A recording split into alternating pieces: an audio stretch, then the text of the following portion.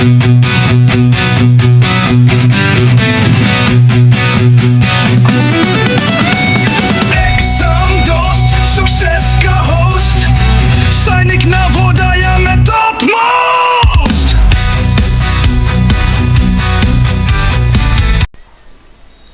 is we use definite article the when a singular noun represent a whole class.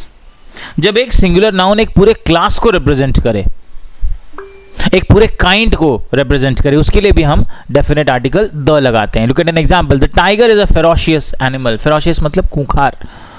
Tiger कैसा है? Ferocious. तो हम ये जो सिंगुलर नाउन टाइगर है, ये पूरे के पूरे टाइगर समाज के लिए आया है.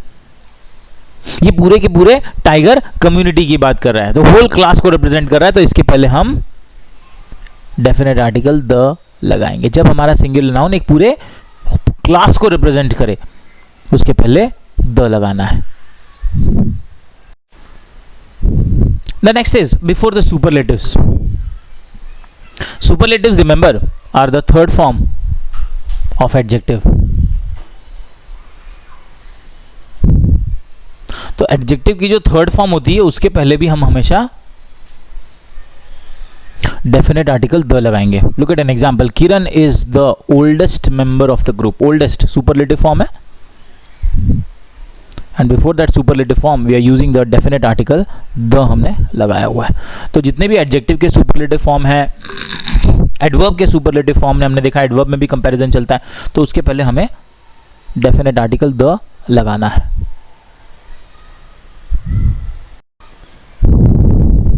In phrases such as the first, the last, the only, the following, the previous, the next, इस तरह के phrases में भी हम definite article the को use करते हैं. Look at an example.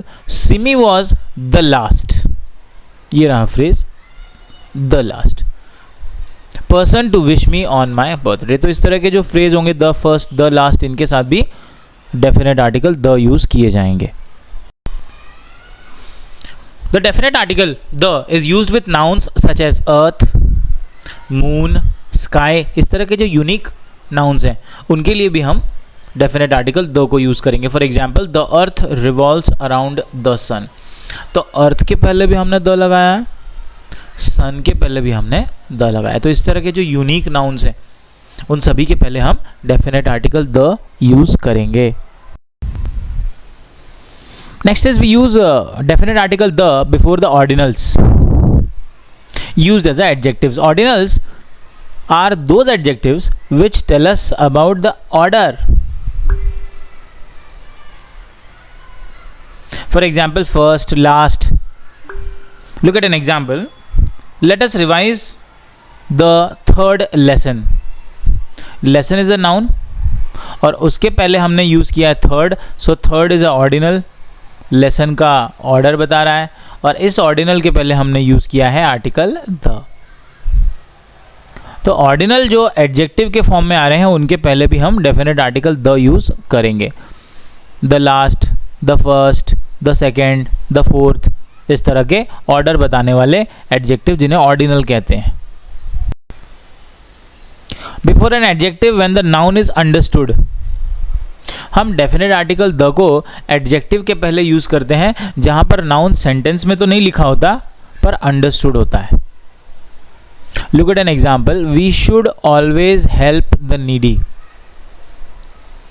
अब एक्चुअली इस पर्सन में, इस सेंटेंस में we should always help the needy person आना चाहिए,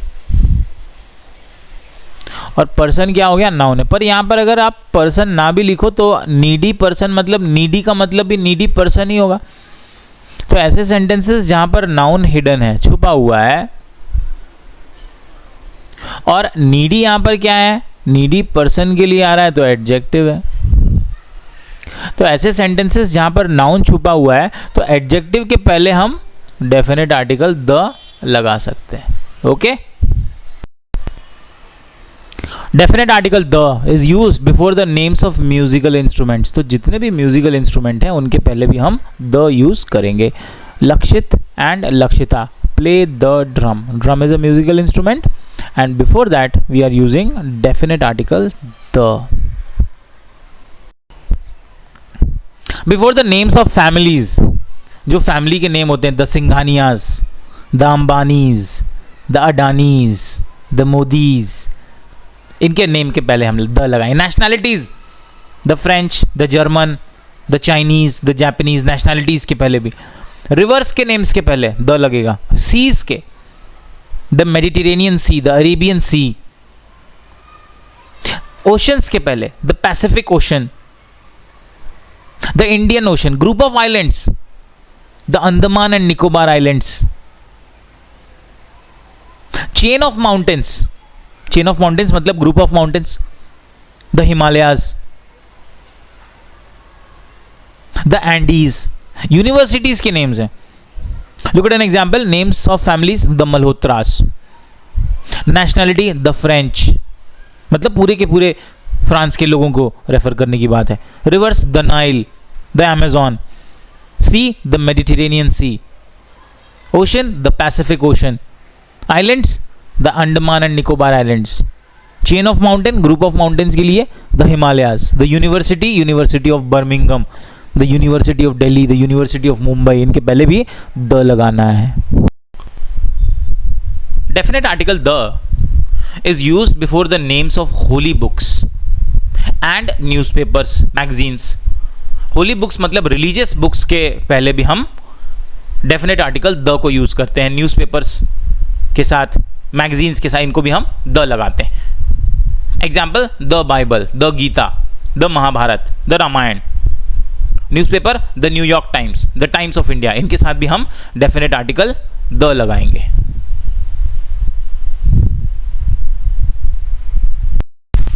Next is with the directions, all the directions, main directions and sub directions, इनके साथ भी हम definite article the यूज करेंगे। the north, the west, directions के पहले हमने the लगाया हुआ है। तो जितनी भी directions होती हैं उसके लिए भी हम definite article the को यूज करते हैं। We use the definite article the with the name of the countries if the name contains a common noun और कंटेन्स द वर्ड स्टेट और रिपब्लिक। अगर कंट्रीज के नाम जो है वो कॉमन नाउन है, या अगर कंट्रीज के नेम में वर्ड स्टेट आ रहा है या रिपब्लिक आ रहा है, तो इसके पहले भी हमें डेफिनेट आर्टिकल द लगाना होगा। For example, the United States, word में स्टेट आ रहा है, द लगाया है। The Netherlands, the People's Republic of China, word name में, कंट्री के नेम में रिपब्लिक आ रहा है, हमने डेफिनेट आर्टिकल द लगाया है। बिफोर द एक्रोनिम्स और before the abbreviations such as WTO, WTO full form is world trade organisation.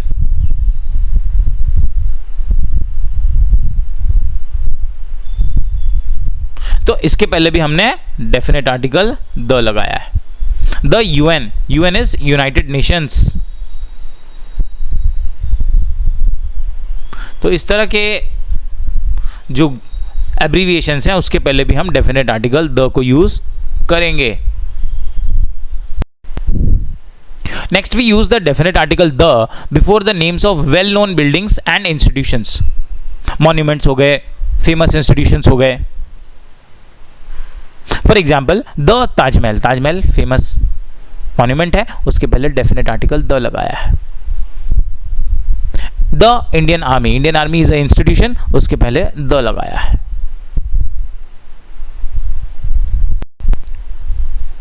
Next, before the classes of people.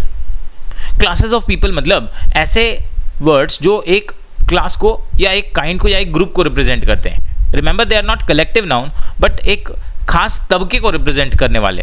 For example, the deprived, deprived का मतलब होता है ऐसे लोग जिन्हें लाइफ में बेसिक फैसिलिटीज भी नहीं मिल पाती।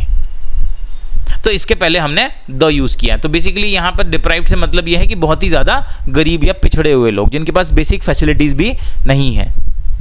द एक्सप्लॉइटेड, एक्सप्लॉइटेड मतलब शोषित लोग, उसके पहले भी हमने article definite article the use किया है। द प्रिविलेज्ड, द प्रिविलेज मतलब जिनको हर चीज का बेनिफिट मिलता है, उसके पहले हमने डेफिनेट आर्टिकल द यूज किया है। Now a small distinctive point, Look at these two sentences. The first is I heard Ruskin Bond's speech at the literature festival. Literature festival में मैंने रस्किन बॉन्ड की स्पीच सुनी. Second sentence I heard the Ruskin bonds speech at the literature festival.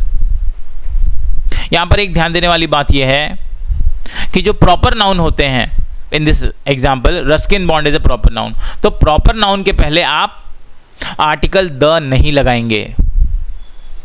Proper noun के पहले अगर article the लगा दिया तो वो प्रॉपर नाउन नहीं रह जाता, वो कॉमन नाउन बन जाता है.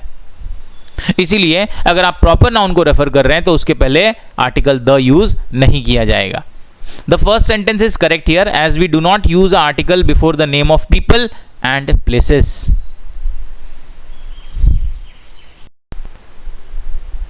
Next, omission of articles. Omission मतलब कहां पर आर्टिकल्स हमें नहीं यूज करने हैं.